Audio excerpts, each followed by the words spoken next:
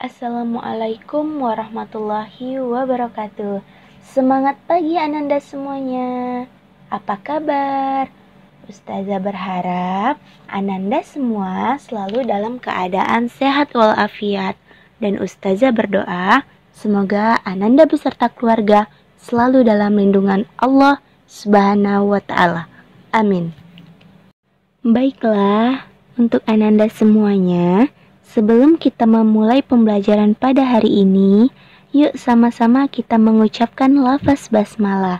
Bismillahirrahmanirrahim. Baiklah Ananda, sebelum kita memulai pembelajaran pada hari ini, jangan lupa juga untuk berdoa sebelum belajar. Yuk kita baca doanya bersama-sama. Bismillahirrahmanirrahim. Raditu billahi rabbah wabil islami dina wabi muhammadin nabiyya wa rasulah rabbi zidni ilman warzuqni fahman wa amalan solihah. Amin. Baiklah Ananda, materi kita pada kali ini adalah mengenai prosedur membuat lukisan oleh saya sendiri, Rika Ardianti SPD. Sebelum kita memulai pembelajarannya, Ananda harus membaca slide ini terlebih dahulu ya. Jadi ada hadis tentang keindahan, yaitu innallaha jamilun yuhibbul jamala, yang artinya sesungguhnya Allah itu indah dan mencintai keindahan. Hadis riwayat Tabrani. Jadi Ananda, apa sih kaitannya dengan seni budaya? Ataupun apa kaitannya dengan materi yang akan kita pelajari? Nah, jadi berdasarkan dengan hadis ini, bahwasannya dijelaskan Allah itu indah dan Allah sangat mencintai keindahan. Jadi kita sebagai hambanya harus juga mencintai keindahan, dan kita juga bisa menghasilkan yang indah seperti lukisan atau yang bisa kita gambar sendiri. Tetapi lukisan Allah lebih indah dan sangat indah seperti lukisan alam ini. Oke, selanjutnya adalah kita akan membahas mengenai alat dan bahan membuat lukisan. Jadi, ketika Ananda diajarkan untuk melukis atau ingin membuat lukisan, maka Ananda harus menyiapkan alat dan bahan, karena alat dan bahan itu salah satu pendorong untuk membuat lukisan. Nah, alat dan bahan dalam membuat lukisan itu ada dua jenisnya, yaitu alat dan bahan basah dan juga alat dan bahan kering. Lalu Ustazah, apa saja itu yang termasuk dalam alat dan bahan basah? Nah, yang termasuk basah itu adalah cat air, cat minyak, akrilik, dan tinta bak. Lalu yang termasuk kering itu ada pensil, krayon, conte, pastel. Jadi, Ananda, ketika Ananda ingin membuat lukisan basah, maka yang Ananda gunakan adalah cat air. Tetapi, jika Ananda ingin membuat lukisan yang kering, maka Ananda menggunakan alat dan bahan seperti pensil dan krayon. Oke? Sampai sini paham ya mengenai perbedaan alat dan bahan basah dan kering. Oke, selanjutnya mengenai teknik membuat lukisan. Jadi, alat dan bahan yang digunakan dalam berkarya seni rupa itu berhubungan dengan teknik yang digunakan dalam melukis. Nah, ada dua jenis teknik yang digunakan dalam membuat lukisan. Apa saja itu? Yaitu teknik basah dan juga teknik kering. Teknik basah itu dalam melukis menggunakan teknik akuarel, teknik tempera, teknik alfresco, teknik al secco, teknik mozaik, teknik semprot atau spray, dan yang terakhir ada teknik lukis kaca. Lalu, saat kita menggunakan teknik lukisan yang kering, maka kita dapat menggunakan teknik arsir, teknik dusel, teknik silet, teknik linear, dan juga teknik pointillist. Nah, sampai sini Ananda harus mengingat ya teknik-teknik yang ada dalam membuat lukisan. Baik, kita akan bahas satu persatu mengenai teknik basah. Jadi salah satu teknik basah itu ada yang namanya teknik akuarel. Apa itu teknik akuarel? Jadi teknik akuarel itu kita melukis dengan menggunakan cat air dengan sapuan warna yang tipis, sehingga hasilnya tampak transparan atau tembus pandang. Jadi ketika kita menggunakan teknik akuarel ini, hasil ataupun lukisan yang kita lukis itu sifatnya adalah transparan ataupun tembus pandang. Oke, perhatikan salah satu contoh lukisan yang menggunakan teknik akuarel. Ini jelas tampak transparan. Oke, teknik selanjutnya yang termasuk ke dalam teknik basah itu adalah teknik tempera. Nah, teknik tempera ini kita melukis dengan cara mencampurkan kuning telur ke dalam cat sebagai bahan perekat.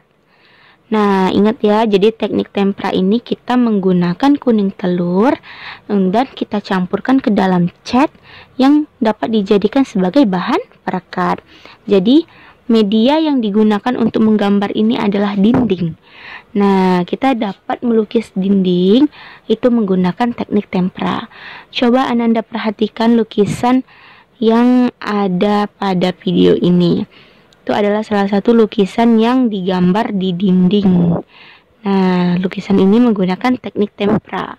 Jadi ingat bahwasannya teknik tempera itu menggunakan kuning telur untuk dicampurkan ke dalam cat yang digunakan sebagai bahan perekat. Ya, Ustazah harap mengenai teknik tempera Ananda semua paham ya. Oke, selanjutnya juga ada yang namanya teknik alseco. Teknik alseco itu adalah teknik yang melukis pada dinding setelah temboknya kering. Nah, jadi teknik alseco ini kita dapat menggunakan dinding sebagai media. Namun, bagaimana cara kita menggunakannya? Menggunakan saat tembok itu dalam keadaan kering. Maka kita dapat melukisnya dengan teknik basah. Paham ya? Nah, selanjutnya ada yang namanya teknik alfresco. Apa itu teknik alfresco? Teknik ini melukis pada dinding dengan menimpakan pigmen pada plaster dinding yang masih basah.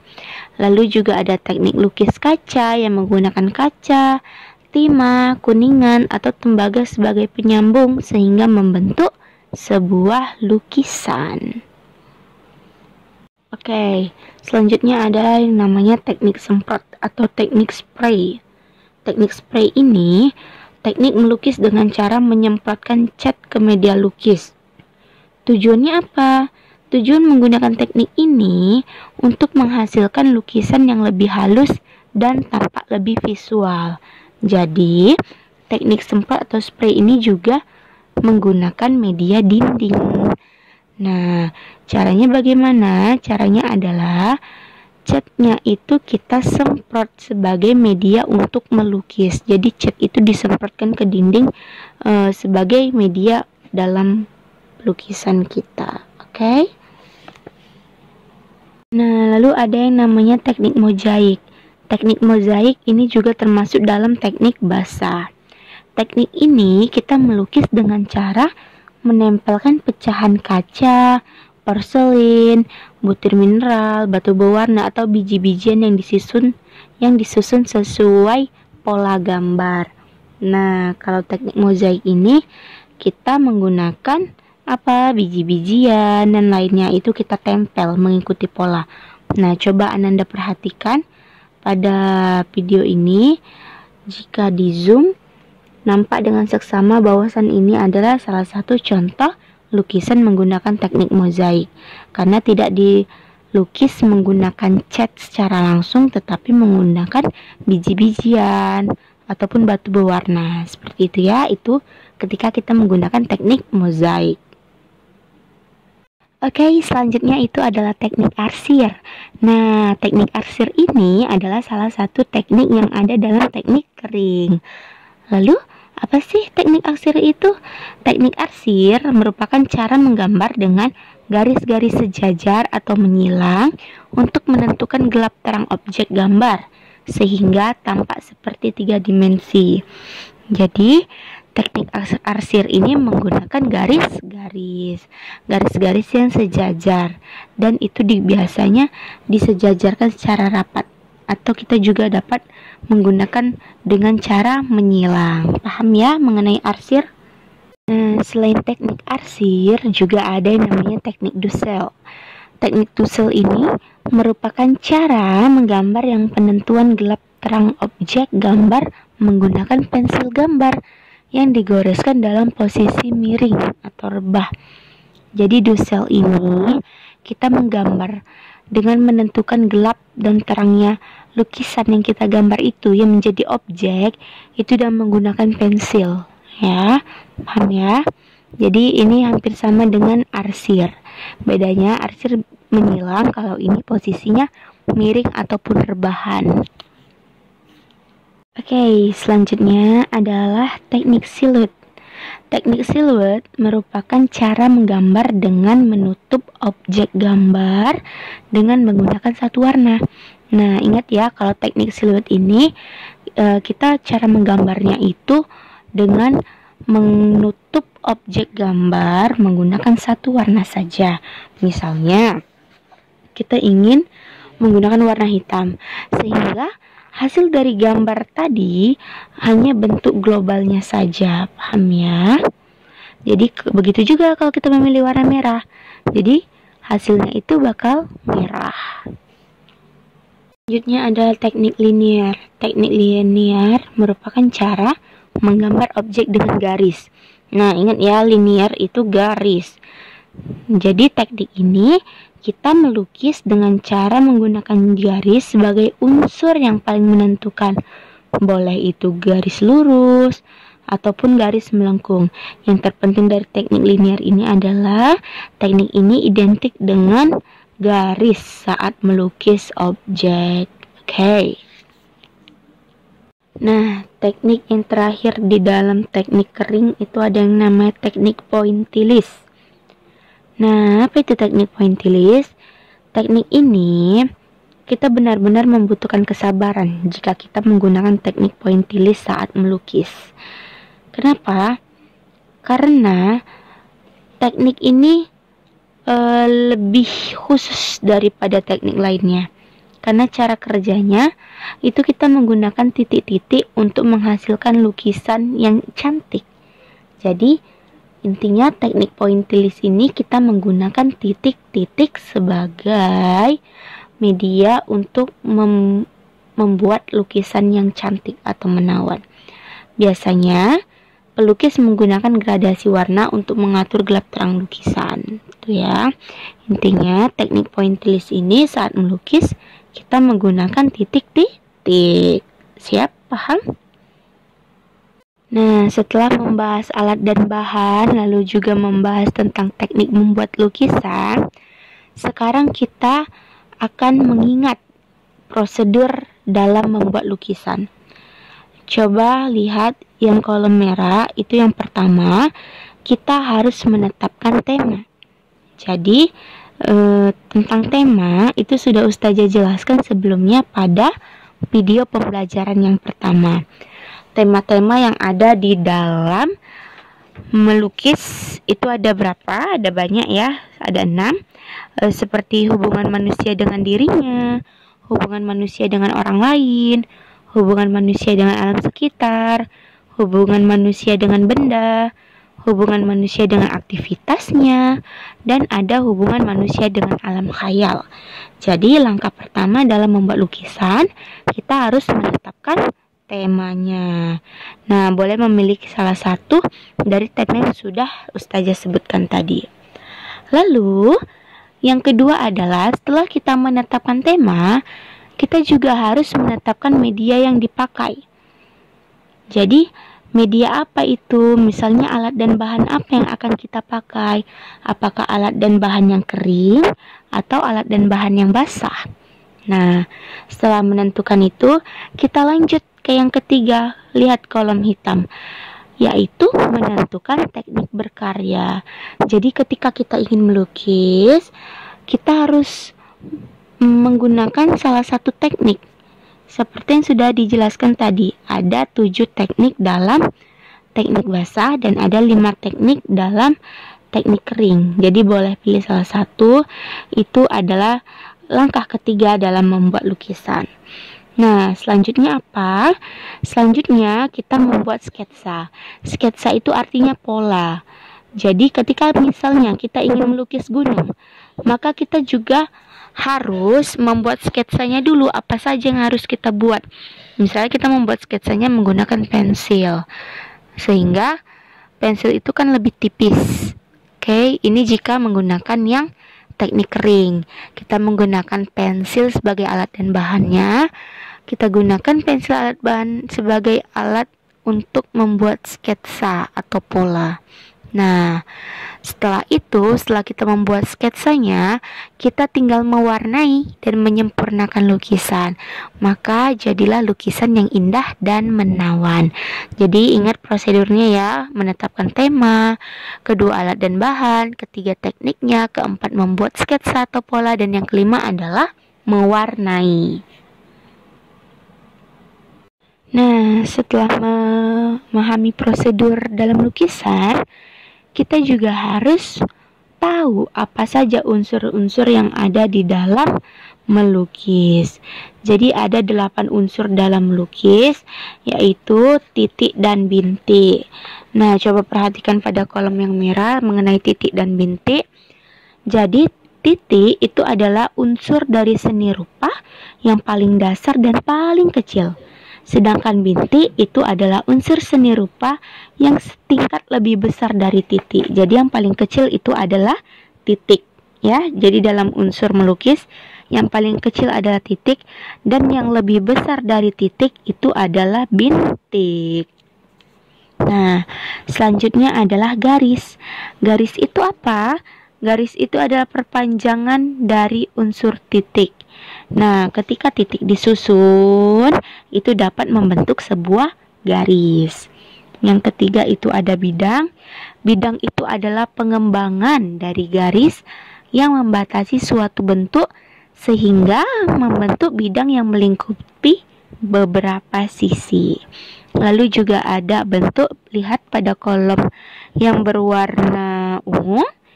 Jadi bentuk dalam seni rupa itu artinya wujud. Wujud yang terdapat di alam atau tampak nyata. Oke, jadi dalam melukis salah satu unsurnya itu adalah bentuk.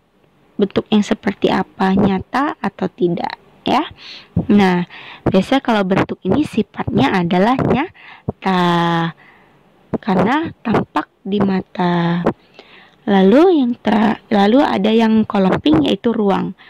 Ruang ini sebenarnya tidak dapat dilihat atau hayalan, atau hanya bisa dihayati saja.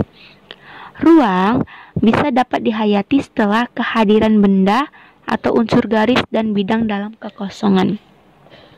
Selanjutnya adalah warna. Warna adalah kesan yang timbul oleh pantulan cahaya pada mata. Jadi, ketika melukis tidak ada warnanya, maka itu sedikit kurang menarik, kecuali lukisan yang memang menggunakan alat dan bahan pensil. Nah, seperti arsir atau yang menggunakan teknik-teknik kering lainnya. Selanjutnya itu ada tekstur. Tekstur adalah sifat dari keadaan suatu permukaan bidang atau permukaan benda pada sebuah karya seni rupa. Jadi tekstur ini adalah bidang dasarnya, oke? Nah, yang terakhir adalah gelap dan terang. Gelap dan terang ini merupakan akibat dari cahaya. Benda terlihat gelap jika tidak terkena cahaya. Sebaliknya, benda akan terlihat terang jika terkena cahaya. Oke, jadi video pembelajaran yang pertama itu kita sudah membahas mengenai pengertian, mengenai aliran-aliran, dan juga tema dalam melukis. Dan hari ini juga kita sudah belajar mengenai prosedur dalam melukis, unsur yang ada dalam melukis, dan juga teknik dalam melukis. Nah, tugasnya adalah Ananda semua membuat sebuah lukisan. Temanya bebas, temanya sesuai. Anda boleh memilih salah satu dari 6 tema yang kita pelajari pada video pembelajaran sebelumnya. Nah, temanya bebas dan Ananda juga boleh memilih teknik basah atau kering. Jadi bisa Ananda pahami dengan melihat video ini apa saja yang dibutuhkan saat kita menggunakan teknik basah dan apa saja yang dibutuhkan saat kita menggunakan teknik kering dalam melukis. Oke? Tugasnya Ustazah tunggu paling lama 2 minggu dari video ini ditayangkan. Oke Ananda? Semoga Ananda dan keluarga selalu dalam keadaan sehat walafiat dan juga selalu dalam lindungan Allah Subhanahu wa taala. Dan Ustazah berharap Ananda semua dapat memahami materi pembelajaran kita pada hari ini. Dan Ananda juga dapat mengerjakan tugas yang Ustazah berikan. Sekian dari Ustazah. Assalamualaikum warahmatullahi wabarakatuh.